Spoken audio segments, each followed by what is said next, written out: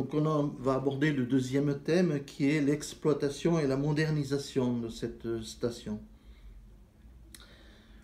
Les militaires vont la faire fonctionner jusqu'à 1922. Et en 1922, elle va changer de main. Elle va passer du ministère de la Guerre au ministère des PTT, Poste, Télégraphe, Télécommunications. Cette station doit pouvoir émettre de jour comme de nuit, toute l'année, ce qui nécessite des équipes. Alors tout y est gigantesque lorsqu'on est au pied de ces pylônes, 250 mètres, c'est hors du commun, quoi. Alors la partie technique se passe dans le bâtiment principal où l'on trouve deux émetteurs à arc. Eux, c'est le cœur de la station, c'est eux qui génèrent les ondes pour les propager ensuite dans l'espace. Ces deux émetteurs à arc, pourquoi deux? Parce qu'il y a une maintenance de l'un quand l'autre fonctionne. Une des électrodes dont voici un morceau est en carbone. Cette électrode, il faut la changer toutes les 24 heures. L'autre électrode qui est en cuivre a une durée plus importante. Donc il faut laisser refroidir l'émetteur. L'émetteur, c'est un monstre qui pèse 80 tonnes. Dans ce foyer où l'arc se produit, c'est un arc soufflé, il faut donc l'ouvrir, le nettoyer, le ramoner et remettre une nouvelle électrode pour les 24 heures suivantes. Il faut savoir que sa consommation est de mégawatt-heure, c'est-à-dire un tiers d'un réacteur nucléaire. Une nouvelle technologie va arriver en 1923, c'est l'alternateur générateur de fréquences.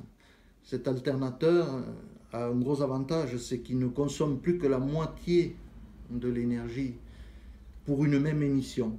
Ensuite, en 1926, va arriver une nouvelle technologie qui va faire évoluer les émetteurs. C'est la lampe. Alors, on appelle ça la lampe. En fait, c'est un tube électronique qui permet d'améliorer la vitesse des fréquences en consommant beaucoup moins. C'est une évolution qui va se poursuivre jusqu'en 1938. Donc, en 1938, nous trouvons en présence de 10 émetteurs. Les deux derniers qui viennent d'être installés à lampe sont des émetteurs à fréquence variable. Lorsque l'on rentre en guerre en 1940, la station est au summum de sa technologie et on a installé pendant ce temps d'autres postes émetteurs dans le monde, des récepteurs bien sûr, ce qui nous a permis de relier nos colonies telles que l'Indochine, l'Afrique centrale et aussi les ambassades. En septembre de cette même année, 1940, arrive l'occupation et les Allemands vont très vite s'intéresser au site de Croix-d'Ains et s'y installer. Le personnel va rester pour faire le fonctionnement, mais l'on va couper les communications qui viennent de Paris. L'émetteur à arc, lui, va pouvoir communiquer avec les sous-marins qui sont dans l'Atlantique, les sous-marins allemands qui sont dans l'Atlantique, et on dit même que sa puissance permettait de les relier à 30 mètres sous l'eau. Au début, cette période va bien se passer, ça va se dégrader avec la montée du maquis vers les années 1942-1943. Arrive le 22 août 1944, le jour fatal.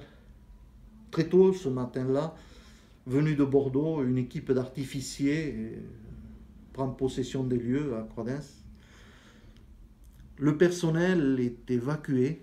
Le personnel, leur famille, tout ce monde est évacué des logements de la station et sont parqués dans un pré qui aujourd'hui est le lotissement Belle-Idée. Le directeur, lui, a été amené à Bordeaux et ne sera relâché que le soir même.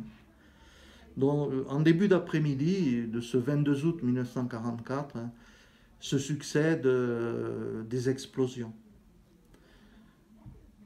Lorsque cela s'arrête, le personnel est libéré et ne peut constater que 4 des 8 pylônes sont au sol Le bâtiment principal qui contenait les émetteurs est pulvérisé. La sous-station qui fournissait l'énergie à l'entrée est détruite aussi. Le château d'eau est à terre. Seuls les bâtiments du personnel ou qui n'ont pas une grande utilité militaire n'ont pas été touchés.